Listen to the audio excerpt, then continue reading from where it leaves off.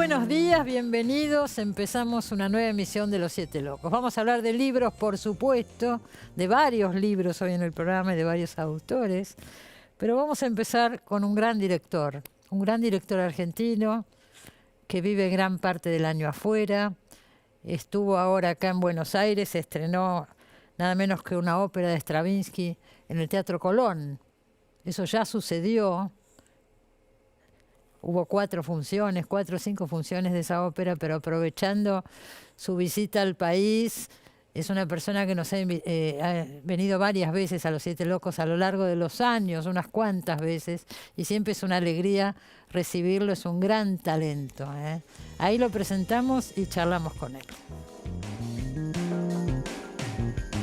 Alfredo Arias nació en Buenos Aires en 1944. Formó parte del Instituto Di Tella y desde 1969 vive en Francia. Recientemente realizó una apuesta de La carrera del libertino, la ópera de Stravinsky, en el Teatro Colón.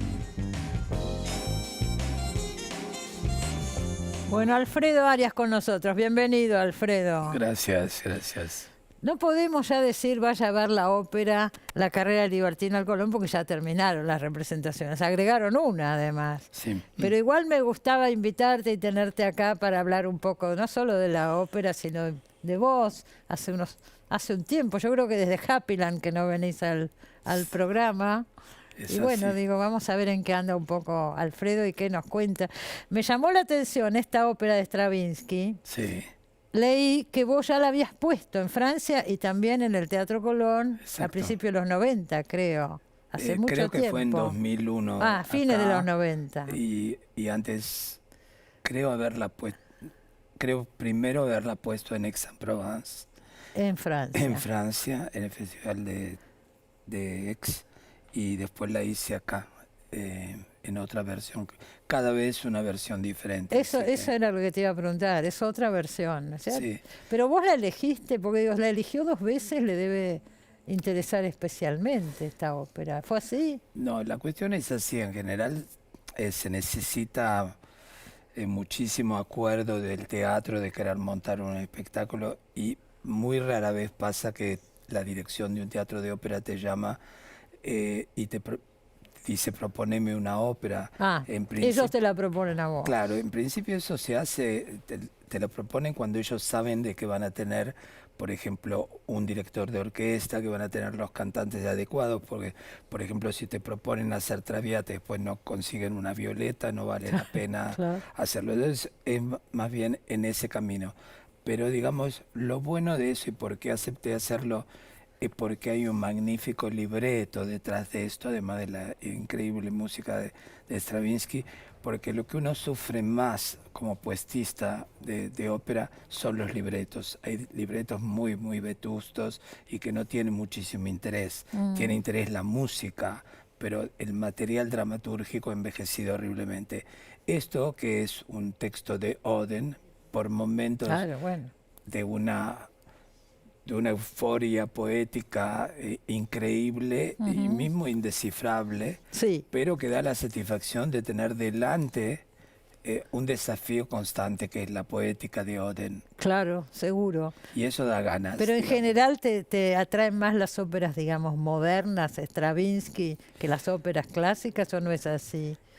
Creo que no pondría absolutamente de ninguna manera en mi vida el repertorio clásico. No lo harías. No.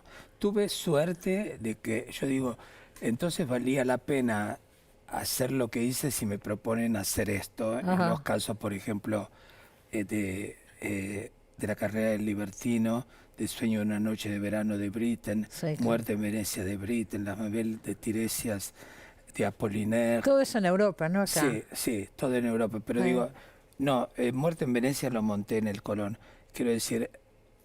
Quiere decir que en los cuentos de Hoffmann, por ejemplo, quiero decir que de pronto lo que hice en el teatro ha inspirado a los directores o a los programadores de convocarme para hacer cosas importantes a nivel de la poética de la ópera, y eso ha sido una satisfacción de decir, bueno, creé algo que sirve para inspirar espectáculos de ópera y sí, esta ópera la podría seguir montando. Otras versiones, otras nuevas. Sí, cada vez cambia, porque lógicamente, salvo que se considera hacer una reposición, eso es diferente, pero cuando los años pasan, es un poco como si uno gira alrededor de una escultura, es decir, un sujeto teatral. Entonces uno lo va viendo de maneras diferentes, Claro. y lo va aprendiendo y negociando y instruyéndose. Acá fue muy, muy alabado, pero muy original también esa especie, ahí lo estamos viendo, esa especie de camilla o vaya a saber qué, que aparece en el centro de la escena, ¿no? Sí, lo que pasa es que yo siempre busco un lugar, digo, donde depositar la ópera y que sirva para reactivar todo lo que está dentro. Entonces finalmente pensé en hacer una especie de teatro anatómico que se llamaba, que era donde se hacían las autopsias y la gente venía a ver. Entonces es un poco la autopsia De este personaje. de este personaje, sí. Ahora es una ópera, vos me dirás, ¿se puede tomar como una tragedia, como una comedia? Da para muchas lecturas, ¿o no? Sí. Es sarcástica. Es irónica, lógicamente es totalmente irónico, porque hay mucha gente que dice cómo es la carrera de este pobre personaje cándido que acepta lo que le parece más fácil, y lo más fácil lo va condenando progresivamente a diferentes estados de decadencia hasta la locura. Sí. Y al final hay como un epílogo moralizador, entonces la gente Claro. dice, pero ¿cómo es posible entonces? ¿Qué quiere decir? ¿Qué quisieron decir Oden y Stravinsky? Lo que pasa es que me parece que eso es la clave de toda la ironía de la ópera. De toda la ópera. Que ellos no están condenando nada, mismo, porque lo que pasa es que sí es un personaje tonto, el héroe, pero es un personaje tonto, pero con un corazón y con un alma. Y me parece que ellos, además, mira, si hubiera una duda sobre la capacidad de ironía y de poética, es el final, que es de una belleza impresionante, la muerte de él cuando crece Adonis, que me parece que le paga tributo a todos los tontos de la tierra. Que le paga tributo a todos los tontos de la tierra. Decía. Claro, porque somos todos un poco tontos, Sí, estamos sí. todos expuestos a escuchar la voz estúpida que Sí, nos rodea, sí, ¿no? sí. Y dejarnos tentar y que nos lleve por caminos absurdos. Y eso es lo que le pasa a este personaje. Eso es lo que le pasa, deja a la novia, deja su vida y se va para con una bandea. supuesta herencia.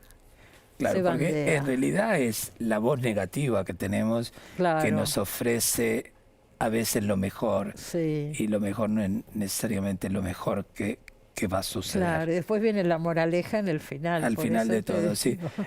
Sí, es una ópera cargada de mucha presencia, diría, humana, porque de todas maneras nos expone constantemente a nuestra propia fragilidad, ¿no? A la tentación de ser felices, que sabemos que la felicidad es una especie como de mirage, como dicen, una ilusión óptica en el desierto de nuestra existencia.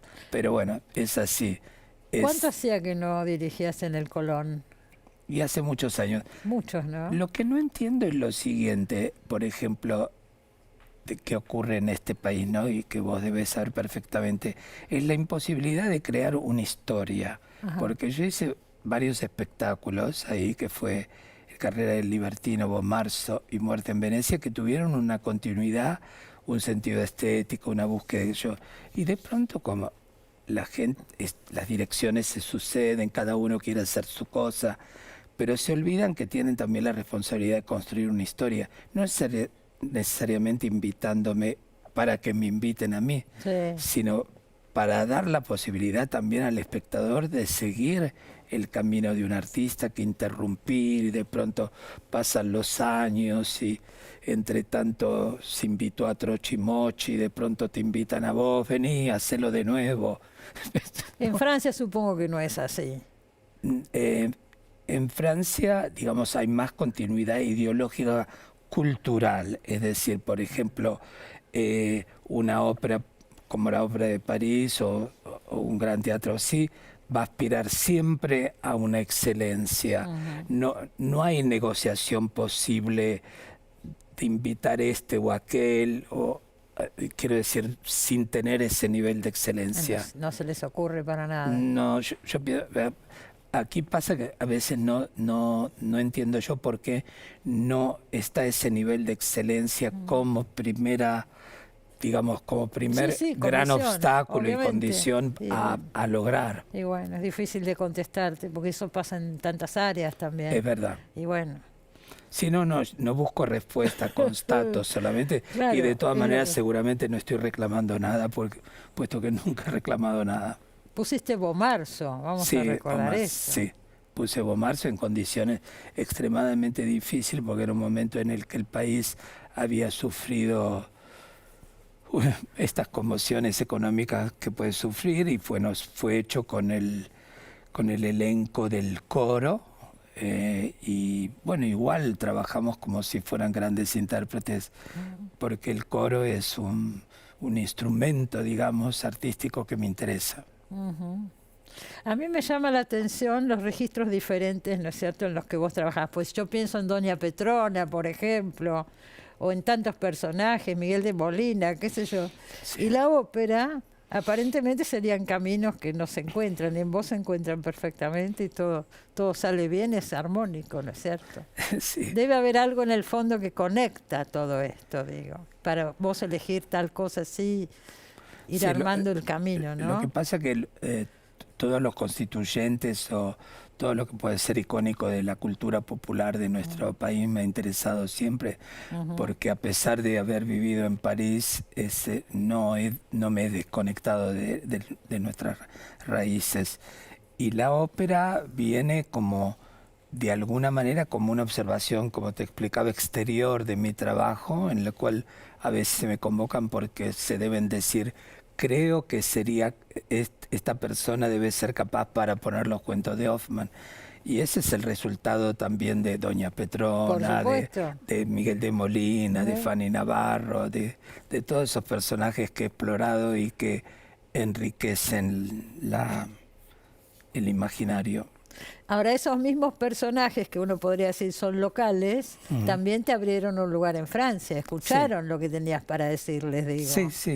Sí, es verdad. Tu primera obra en Francia fue Eva Perón de Coppi, ¿no es cierto? Exacto. Apenas al poco tiempo de llegar, digo. Exacto. Y hubo un espacio para todo eso. Sí, porque de alguna manera Francia, no sé si lo es siempre, pero por ejemplo, había una tradición de puestistas argentinos en Francia, como tú lo sabes y lo hemos nombrado, al admirable Jorge Ravelli, Coppi, Jérôme Savary, que se decía argentino, pero bueno, le gustaba decir cualquier cosa también, Víctor García, no? Etcétera, que son personas que crearon un vínculo bastante poderoso allá de cultura. Y nuestra cultura tiene la ventaja de tener ya algo inscripto en la cultura francesa, digamos, una curiosidad inteligente respecto de nuestra identidad, y además es una cosa que me han reclamado, es decir, de alguna manera he escuchado decirme en la cabeza: sé argentino. Claro. Se sienten atraídos de cierta forma por esto, ¿no es cierto? Por todo lo que significa.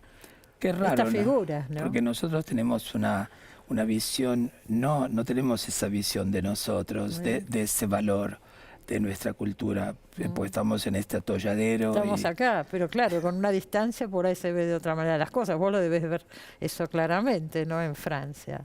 Sí, hay una gran curiosidad, o en todo caso había una gran curiosidad por nuestra cultura, seguro. Seguramente. Cuando vos te fuiste fue a fines de los 60, ¿no es cierto? Exactamente en el año 68, sí. Claro, que estaba Onganía en pleno... Sí, bueno, fuimos bastante perseguidos ahí en el Instituto de Ditela. Claro. Sí. Es decir, asistí al fin del Ditela, sí. De alguna manera también estuve en otros momentos, pero... Más gloriosos, pero viste todo eso, cuando aparecía el ejército, todo eso, vos estabas ahí. Sí, la cuestión es que lo fuimos viviendo porque en el recuerdo, sabes que ese barrio, es decir, ese lugar de la ciudad se transformó de una forma muy importante, creó un interés, había una Pero verdadera vida absolutamente, cultural enorme. alrededor. Y bueno, poco a poco, digamos, la represión empezó deteniéndonos. Un policía nos podía parar en la calle, llevarnos a la comisaría de la calle Suipacha, tenernos 24 horas, mismo entrar en nuestros ensayos, o ir a buscarnos en un bar. Es decir, empezaron a crear una alienación que daba, a mí me dio la impresión, y por eso me fui, que lo que venía iba a ser enorme, porque yo me dije, si esta manzana está podrida, quiere decir que debe haber una tormenta detrás muy importante. Seguro. Y vos ya te imaginaste el resto de tu vida, dijiste, puedo desarrollarme afuera. Y si no quedaba otra, me parece, No, claro, porque bueno, hay gente que se quedó, qué sé yo, hubo de todo. no digo para mí, es Sí. decir, me dio la impresión que para preservar, si había algo que preservar, porque por ahí no me consideraba necesariamente que iba a conservar a un gran artista yéndome, pero ¿No? no, ¿No te imaginabas como un gran artista? Sí. no, me imaginaba como con la audacia y la inocencia de una persona de 24 años Bueno. que va a salir. Pero que ya sabía, algunos lo sabrán y otros se lo contamos ahora, esa persona sabía que iba a ser artista, Sí. le marcaron otro camino totalmente, fue al colegio militar, por ejemplo, fuiste al Sí, colegio al militar. liceo militar. Al liceo militar, hiciste la secundaria en el liceo Sí, militar. exacto. O sea, pintaba para otra cosa y vos, sin embargo, fuiste al de tela, ¿no? Sí, claro. Tuve la suerte de encontrarme, digo, a veces uno está frente a su propia historia, porque, viste, cuando dicen, bueno, ¿por qué no pasan cosas geniales y por qué no ocurren genialidades?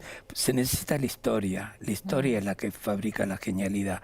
No son solamente, son individuos inspirados, pero Pero en un en momento. un momento. Sin duda. Ahí se dio, ¿no? Sí, y se necesita esa elaboración que hace la historia, la sociedad, etcétera, la política, lógicamente, para que eso se produzca. Sin duda. Antes de eso, vamos a decir, siempre lo dijiste vos, fuiste un niño peronista, así te Lo fui, definís. sí. Un niño peronista, en un hogar radical. Exacto. ¿Qué era ser un niño peronista? Por eso la fascinación por Fanny Navarro, por Evita, Por Eva, por esos sí, personajes. seguro.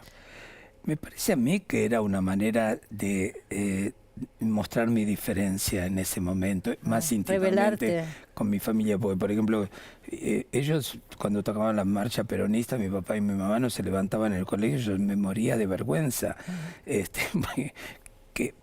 Y yo después salía, quizás decía un poema para que festejaba el régimen peronista, no sé. Pero fuiste a recitar a un sindicato, por Sí, ejemplo. sí, el ¿Y pero sindicato cómo de fue? ¿Y ¿Cuántos ferrovías. años tenías?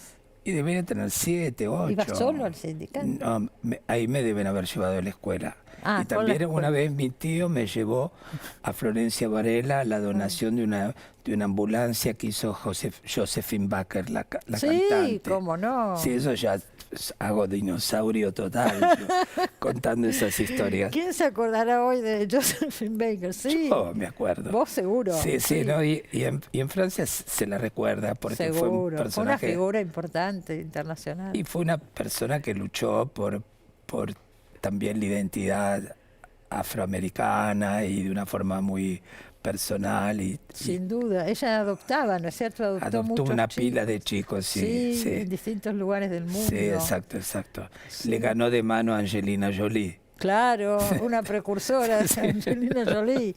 ¿Y estuvo acá y hizo donaciones también en los Sí, sindicatos? porque ella estaba vinculada con un director de orquesta que ahora no quiero decir el nombre, pero que tenía un local acá y entonces vino, sí, hizo actuó esa acá. donación. Pero yo ahí en Florencia Varela tenía que decir un poema y fue tan largo el acto que me quedé dormido. Como niño, era un niño. ¿Y después dijiste el poema? No, ahí no. Ahí no. En Ferroviario sí lo dije. ¿Y te acordás bien de eso? Sí, me encantaba ser peronista. Ahora, en el Ditela no, la mayoría no eran peronistas, ¿o sí? No, la verdad que a partir saliendo de la niñez se puso medio confuso para mí el peronismo, debo decir, porque era como una ilusión infantil de estar pero en ese...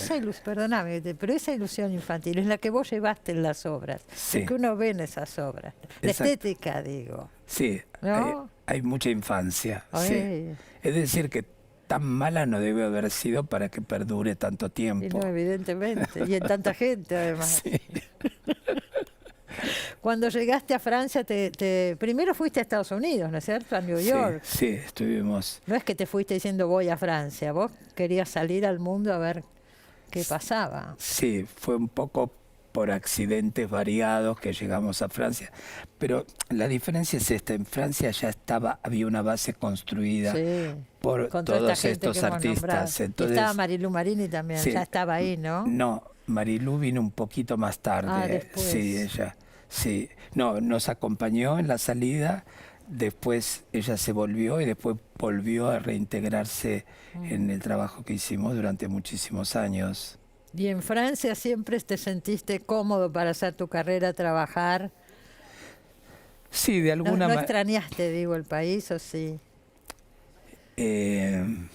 Es difícil alejarse de sus raíces. Seguro. Mismo no tiene nada que ver el éxito de lo que uno puede obtener haciendo su arte con lo más íntimo. Íntimo es difícil irse de su país. Sin duda. Y empezaste a ir y venir cuando volvió la democracia, ¿no es cierto? Exacto. Claro. O sea, el primer gesto que fue Pero de son muchos años, estamos Sí. hablando de fines de los 60 hasta principios de los 17 80. años más o menos pasé. Claro, sin Sí. venir nunca. No, no porque había quedado el estigma de la historia de la Eva Perón de Coppi, que habían hecho un atentado y la verdad que ese atentado que se hizo sobre la obra de Coppi, más la persecución que existió en el momento del fin del Ditela, se me hizo a mí como una nube negra Pero que sí, claro. no me permitía ver el regreso en Argentina. Así que bueno, tuve que esperar un largo proceso y después cuando vinimos con una obra del Teatro Cervantes, una obra de Marivaux con máscaras y fue un deseo del gobierno de Mitterrand en aquella época de que regresáramos y fue así como regresamos. Mitterrand quería que regresaran acá, Sí, digamos el sistema cultural, no que volviéramos, pero que sí, claro, organizar. ese gesto de decir, estos son los artistas que ustedes han creado, Sí. es también de alguna manera lo que pasó cuando hicimos el viaje presidencial con Hollande. Con Hollande, estaba pensando en eso. Que también- Hollande vino con un grupo, me acuerdo Todos que estaba Alicia Duhovne Ortiz en ese Exacto, grupo, exacto. bueno, Marilu Marini, Alfredo Arias. Estaba Mauro Colagreco, Claro. estaba Seguí también, ¿no es estaba cierto? Los Antonio artistas Seguí, plásticos. estaba Laura Alcoba. Laura Alcoba, claro, Sí, joven escritora. sí, así que digamos son gestos políticos de Muy decir fuertes. y sí, por eso. Bueno, por eso tiene esa fama de Francia, ¿no? Con la cultura que se mantiene hoy, sí, se mantiene, ¿es cierto? Sí, sí, bueno, Porque recientemente hoy me han claro. dado otra distinción, que es una distinción que da el presidente, me nombraron Chevalier de l'Ordre National del Mérito, que se diferencia un poco de las distinciones de la cultura que me las han dado todas, Sí.